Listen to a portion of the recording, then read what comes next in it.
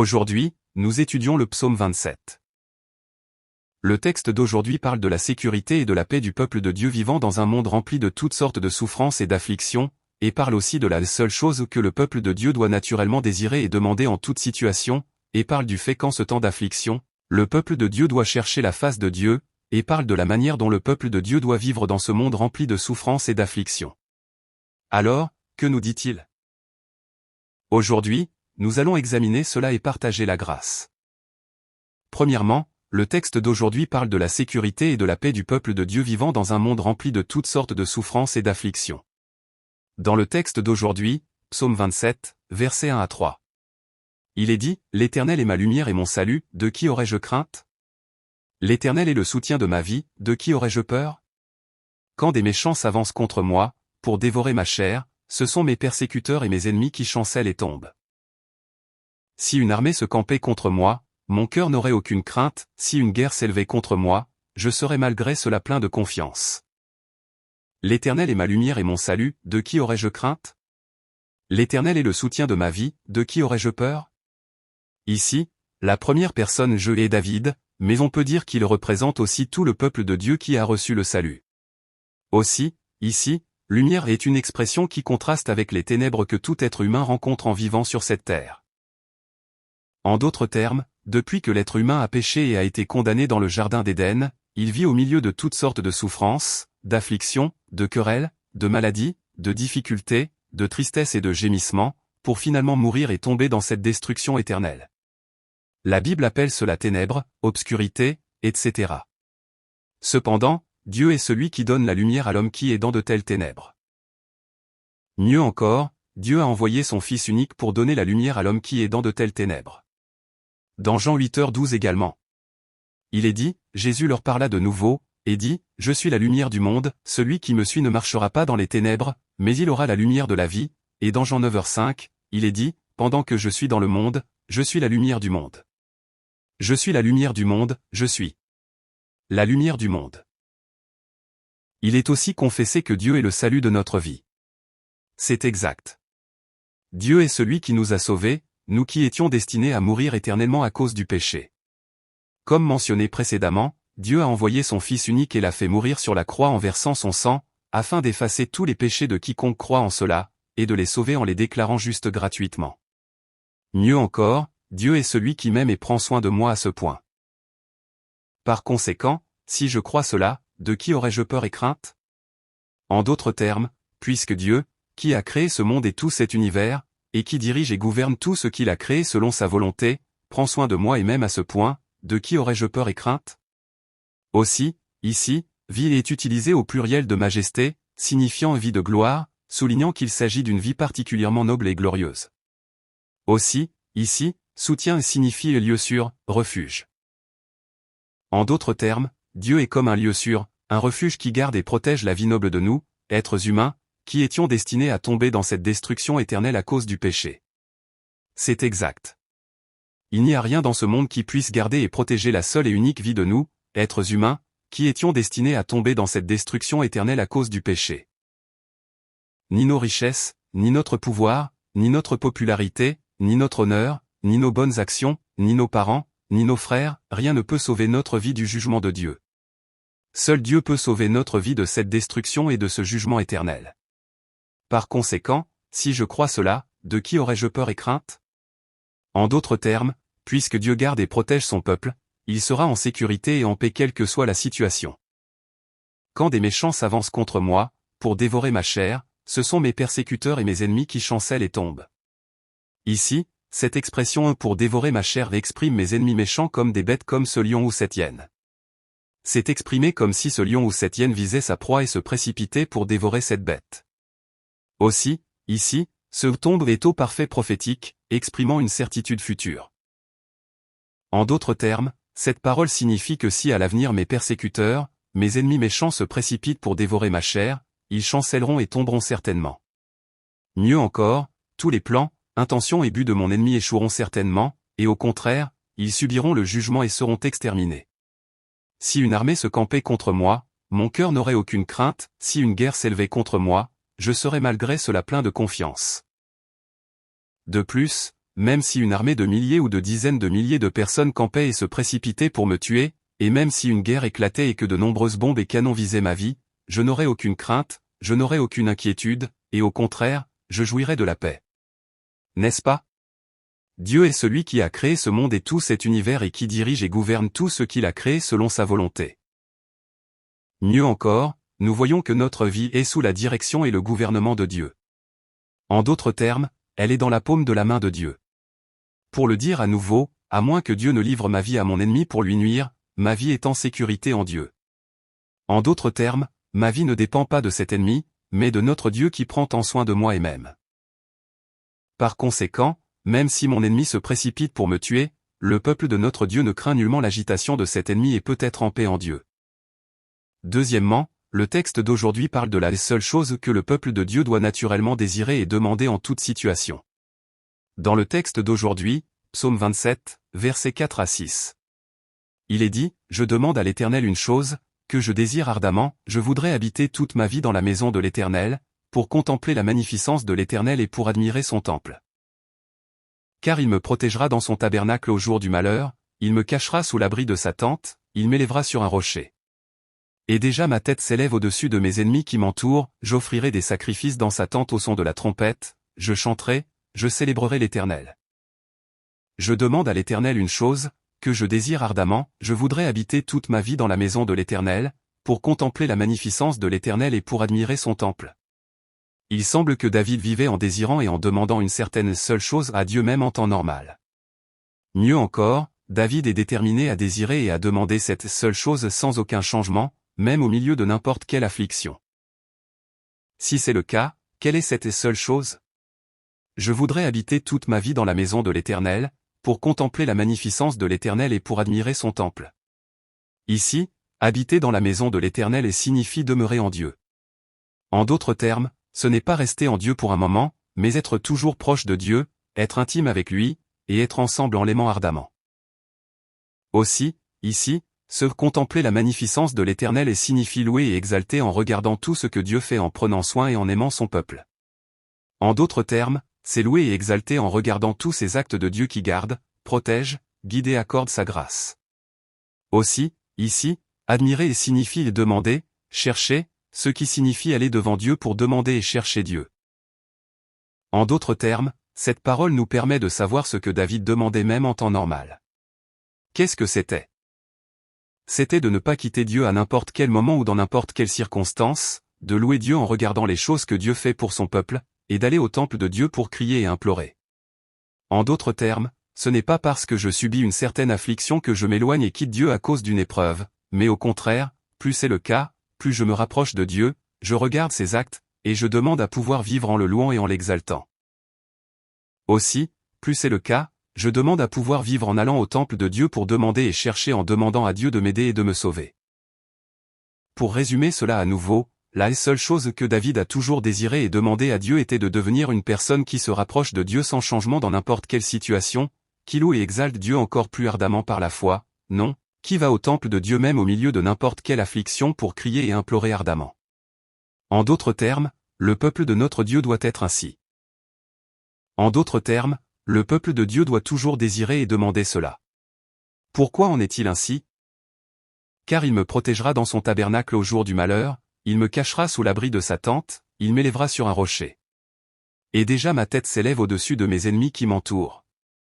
Maintenant, au tout début de cette phrase, la conjonction hébraïque qui est insérée, expliquant pourquoi le peuple de notre Dieu doit se rapprocher de Dieu même en temps de n'importe quelle affliction, regarder les actes de Dieu et le louer, et aller dans son temple pour demander et chercher.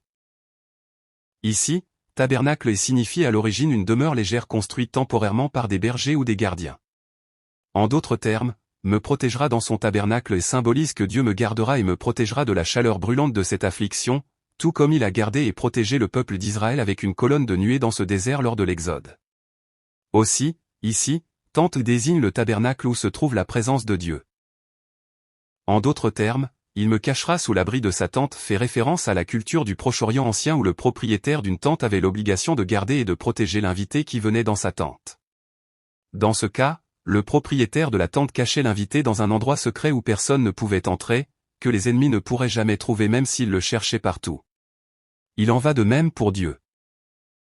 Dieu me cachera aussi dans l'intimité profonde de Dieu, comme un lieu très saint où personne ne peut entrer, afin que les ennemis ne puissent pas me trouver. Aussi, ici, sur un rocher et désigne une falaise abrupte ou une forteresse solide où les ennemis ne peuvent pas grimper.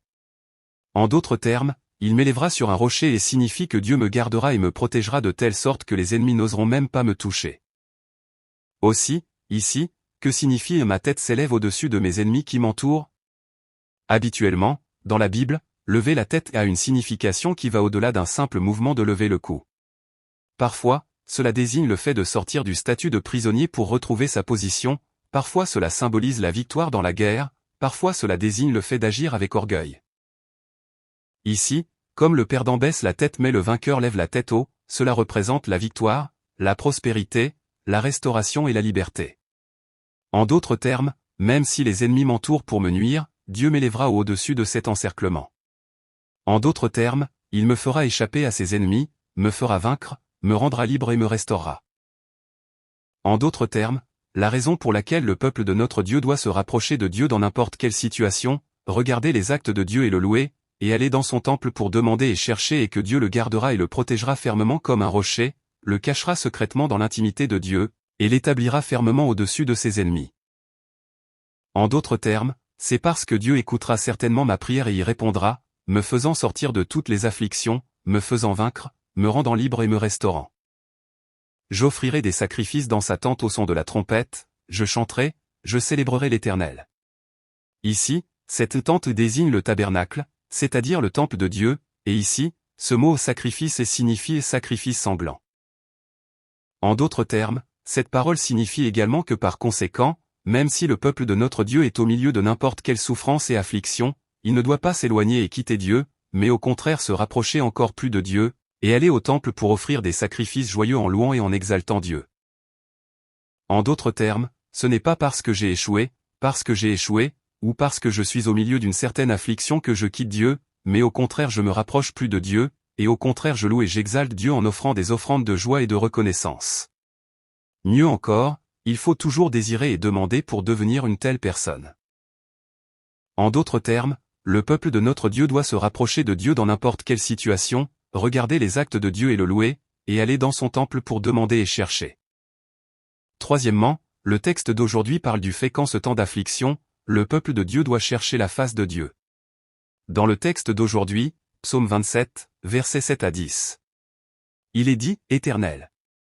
Écoute ma voix, je t'invoque, aie pitié de moi et exauce-moi. Mon cœur dit de ta part, cherchez ma face. Je cherche ta face, ô Éternel. Ne me cache point ta face, ne repousse pas avec colère ton serviteur. Tu es mon secours, ne me laisse pas, ne m'abandonne pas, Dieu de mon salut. Car mon père et ma mère m'abandonnent, mais l'Éternel me recueillera. Éternel. Écoute ma voix, je t'invoque, aie pitié de moi et exauce-moi. Ainsi, dans un monde rempli d'afflictions, il est dit que le peuple de notre Dieu doit naturellement aller devant Dieu pour crier et implorer. En d'autres termes, si l'on est vraiment le peuple de Dieu, quelle que soit la situation, on doit naturellement aller devant Dieu pour implorer. S'il y a quelqu'un qui ne fait pas ainsi, qui ne compte pas sur Dieu et qui compte plus sur les choses du monde, ce n'est pas une vraie foi. N'est-ce pas? Si l'on croit vraiment que Dieu existe, et si l'on croit que ce Dieu est celui qui dirige et gouverne ce monde et tout cet univers selon sa volonté, et si l'on croit que ce Dieu m'aime tellement qu'il a envoyé son Fils unique pour mourir sur la croix en versant son sang afin de me sauver, une telle personne finira par compter plus sur Dieu que sur les choses du monde dans n'importe quelle situation, et finira donc par aller devant Dieu pour crier et implorer. Mon cœur dit de ta part. Cherchez ma face. Je cherche ta face, ô Éternel. Cherchez ma face. On ne sait pas si cette parole est une inspiration du Saint-Esprit donnée dans le cœur de David, ou si David a directement entendu cette voix de Dieu. Quoi qu'il en soit, dans ce cas, David a répondu dans son cœur, « Je cherche ta face, ô Éternel ». Ici, cette face désigne le fait que Dieu accorde sa grâce en ce temps d'affliction, ou qu'il résout ce problème, ou qu'il fait échapper à cette menace ou à ce conflit, etc. Alors, comment faut-il implorer? Ne me cache point ta face. Ici, ce cacher ta face désigne le fait que Dieu n'accorde pas sa grâce, ou que Dieu fait semblant de ne pas me connaître ou ne répond pas à mon imploration. En d'autres termes, cette parole est une demande pour que Dieu écoute mon imploration et m'accorde certainement sa grâce. On peut dire que c'est une prière disant « Oh Dieu, accordez-moi votre grâce et résolvez ce problème.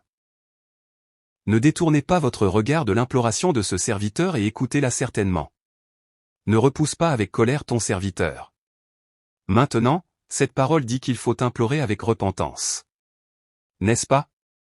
C'est parce que pendant que nous vivons sur cette terre, nous ne pouvons que vivre toujours au milieu de toutes sortes de péchés, et l'affliction et la souffrance que je subis maintenant viennent parfois comme une punition de Dieu pour un certain péché. Par conséquent, si l'on subit une certaine souffrance ou affliction à laquelle on n'avait pas pensé, une telle personne doit bien examiner ce qu'elle a fait de mal devant Dieu, et s'il y a quelque chose de mal, elle doit demander avec une repentance sincère. En disant « Oh Dieu, j'ai mal agi. Pardonnez mon endurcissement, ma perversité et ma froideur. Oh Dieu, ne détournez pas votre regard de l'imploration de ce serviteur. Tu es mon secours. » Maintenant, cette parole dit qu'il faut demander avec reconnaissance en se souvenant de Dieu qui a accordé sa grâce par le passé également. En d'autres termes, Dieu qui a écouté ma prière lorsque j'étais dans la difficulté par le passé. Il faut s'avancer avec reconnaissance en ayant l'assurance que ce Dieu même écoutera ma prière et y répondra maintenant aussi. En disant « Oh Dieu, je vous remercie d'avoir toujours écouté mes prières et d'y avoir répondu chaque fois que j'ai crié. Oh Dieu, aujourd'hui aussi je m'avance en comptant sur le nom du Seigneur, alors écoutez ma prière et exaucez-moi. Dieu de mon salut, ne me laisse pas, ne m'abandonne pas. » Maintenant, cette parole dit qu'il faut implorer en se souvenant et en comptant sur ce Dieu qui a sauvé mon âme. N'est-ce pas? Puisque notre Dieu m'aime tellement qu'il a envoyé sans hésiter même son Fils unique, qu'est-ce qu'il épargnerait et ne donnerait pas? Par conséquent, si nous subissons une souffrance ou une affliction indésirable et imprévue, nous devons prier avec l'assurance que Dieu qui a sauvé mon âme écoutera certainement ma prière et y répondra. Pourquoi en est-il ainsi? Car mon père et ma mère m'abandonnent, mais l'Éternel me recueillera. Maintenant, au tout début de cette phrase, la conjonction hébraïque qui est utilisée, expliquant pourquoi le peuple de notre Dieu doit chercher la face de Dieu dans n'importe quelle situation. Aussi, si l'on traduit littéralement cette phrase maintenant, on peut dire « parce que, même si mon père et ma mère m'abandonnent, l'Éternel m'accueillera ». Qu'en pensez-vous? Dans le monde, la relation entre parents et enfants est plus solide et ardente que n'importe quelle autre relation.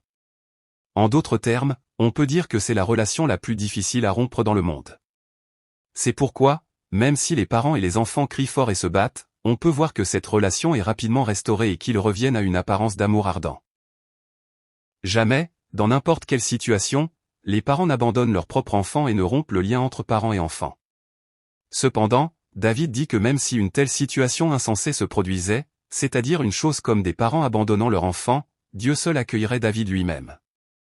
Pour le dire à nouveau, l'amour de Dieu est bien plus grand, plus ardent et plus étroit que l'amour des parents. Mieux encore, David souligne que même si une situation extrême se produisait où toutes les relations du monde seraient rompues, Dieu seul accueillerait David lui-même. Bien sûr, ici, accueillir désigne le fait de garder, protéger, combler, aider, répondre et accorder sa grâce. En d'autres termes, la raison pour laquelle le peuple de notre Dieu doit chercher la face de Dieu dans n'importe quelle situation est que même si mes parents m'abandonnent, Dieu me gardera, me protégera, me comblera, m'aidera, me répondra et m'accordera sa grâce.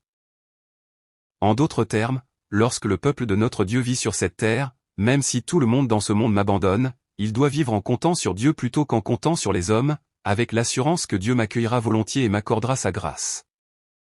Enfin, le texte d'aujourd'hui parle de la manière dont le peuple de notre Dieu doit vivre dans ce monde rempli de souffrances et d'afflictions. Dans le texte d'aujourd'hui, Psaume 27, versets 11 à 14. Il est dit, Éternel, enseigne-moi ta voie, conduis-moi dans le sentier de la droiture, à cause de mes ennemis. Ne me livre pas au bon plaisir de mes adversaires, car ils s'élèvent contre moi de faux témoins et des gens qui ne respirent que la violence. Oh! Si je n'étais pas sûr de voir la bonté de l'Éternel sur la terre des vivants. Espère en l'Éternel. Fortifie-toi, et que ton cœur s'affermisse. Espère en l'Éternel. Éternel, enseigne-moi ta voie, conduis-moi dans le sentier de la droiture, à cause de mes ennemis. Ne me livre pas au bon plaisir de mes adversaires. Ici, ta voie et désigne le chemin que Dieu désire et veut. En d'autres termes, à travers cette Bible, nous pouvons voir que Dieu veut que le peuple de notre Dieu, en croyant au mérite du sang précieux de son Fils unique, soit débarrassé de tous ses péchés et vive en devenant le peuple de Dieu. En d'autres termes, Dieu est celui qui veut que le peuple de notre Dieu vive en louant et en exaltant Dieu dans n'importe quelle situation, en communiant avec Dieu et en comptant sur Dieu, pour finalement entrer dans ce royaume des cieux. Il demande à Dieu de lui enseigner précisément ce chemin. Comme s'il faisait pleuvoir du ciel, il demande de déverser une grâce irrésistible pour qu'il connaisse et comprenne la voie du Seigneur, et puisse vivre ainsi. Aussi, ici, ennemi désigne le pouvoir de ce Satan, ainsi que le pouvoir du péché, de la mort et de la destruction. Aussi, ici, sentier de la droiture désigne un chemin débarrassé de la menace de Satan, débarrassé de la souffrance et de l'affliction, et libéré du pouvoir du péché, de la mort et de la destruction. En d'autres termes, cela désigne le chemin du salut, de la paix, de la prospérité et de la victoire qui est accordé par la présence de Dieu. En d'autres termes, sentier de la droiture est utilisé en parallélisme avec ta voie qui apparaît juste avant, nous faisant savoir que la vie qui suit cette voie du Seigneur est précisément le sentier de la droiture. Je le répète, nous, êtres humains, vivons au milieu de toutes sortes de souffrances et d'afflictions pendant que nous vivons sur cette terre. En d'autres termes, nous vivons sur cette terre sous toutes sortes de séductions et d'attaques de Satan, pour finalement affronter la mort physique, et après la mort, nous tombons dans cet étang de feu éternel de l'enfer. En d'autres termes, cette parole est une demande pour que Dieu accorde sa grâce afin que David lui-même puisse échapper à de tels dangers, souffrances et afflictions, afin qu'il puisse échapper à la séduction et à l'attaque de Satan, et afin qu'il puisse échapper au pouvoir du péché, de la mort et de la destruction. En d'autres termes, il demande d'empêcher que cet adversaire ne traite l'âme de David selon sa volonté. Ici, adversaire désigne Satan qui est l'ennemi mentionné précédemment. En d'autres termes, Satan séduit et attaque toujours afin de traîner notre âme vers cet étang de feu de l'enfer. Par conséquent, il demande de bloquer cette séduction et cette attaque de Satan. En d'autres termes, dans un monde rempli de telles séductions et attaques de Satan, et rempli de souffrances, d'afflictions, de péchés et de mort, le peuple de notre Dieu doit vivre en implorant Dieu de lui enseigner la voie du Seigneur et de le guider dans le sentier de la droiture. Pourquoi en est-il ainsi? Car il s'élève contre moi de faux témoins et des gens qui ne respirent que la violence. Maintenant, au tout début de cette phrase, la conjonction hébraïque qui est utilisée, expliquant pourquoi le peuple de notre Dieu doit ainsi vivre en implorant Dieu. Ici, faux témoins, gens qui ne respirent que la violence sont des expressions complémentaires qui révèlent quel genre d'être est ce Satan.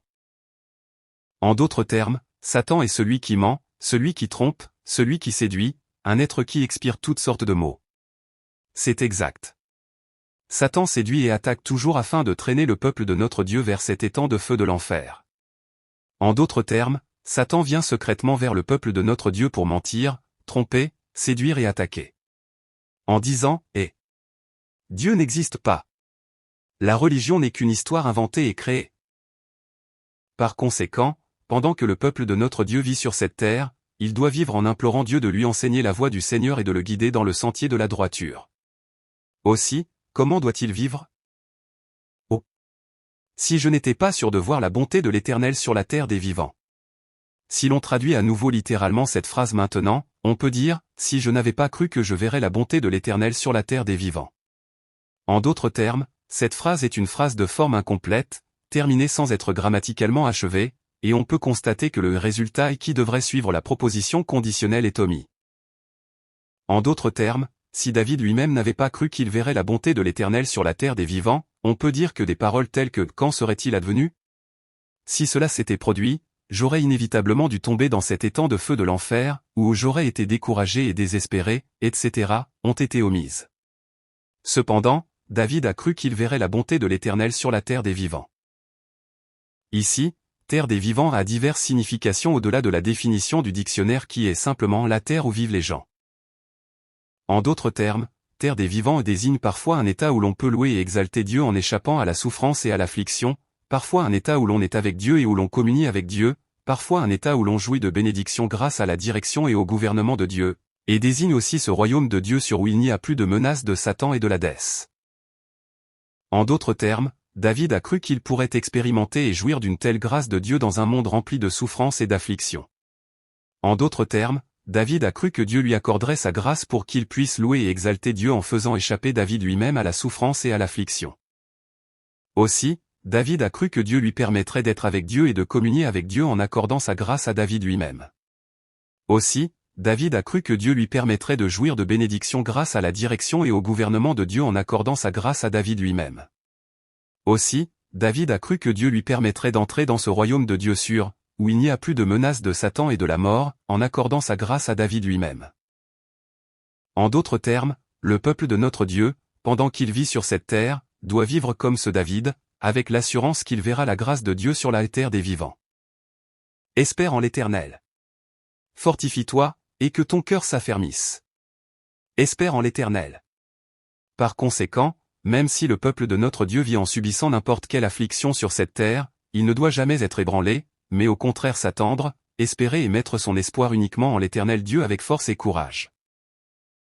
Autrement, il ne doit pas être agité, craindre, s'inquiéter et voir sa foi ébranlée comme ces incroyants, comme si Dieu n'existait pas, ou comme une personne qui ne connaît pas du tout Dieu. En disant, mais enfin, est-ce que Dieu existe? Ou n'existe-t-il pas? Il ne doit pas voir sa foi ébranlée par la moindre affliction, et de plus, il ne doit pas finir par quitter Dieu. Autrement, si l'on est le peuple de Dieu qui croit au mérite du sang précieux du Seigneur Jésus-Christ, on doit naturellement s'attendre, espérer et mettre son espoir uniquement en Dieu avec force et courage. La seule chose que j'ai demandé à l'Éternel. Dieu. Merci. Merci beaucoup. Je vous aime. Nous vous remercions de nous avoir accordé une paix merveilleuse que le monde ne peut donner. Faites que nous soyons de ceux qui se rapprochent encore plus de Dieu et agissent avec intimité au milieu de n'importe quelle affliction, et accordez-nous de pouvoir être de ceux qui crient et implorent avec l'assurance que Dieu répondra certainement. De plus, accordez-nous vos bénédictions afin que nous puissions être de ceux qui s'avancent avec force et courage sans être aucunement ébranlés. Nous bénissons et prions au nom de Jésus. Amen.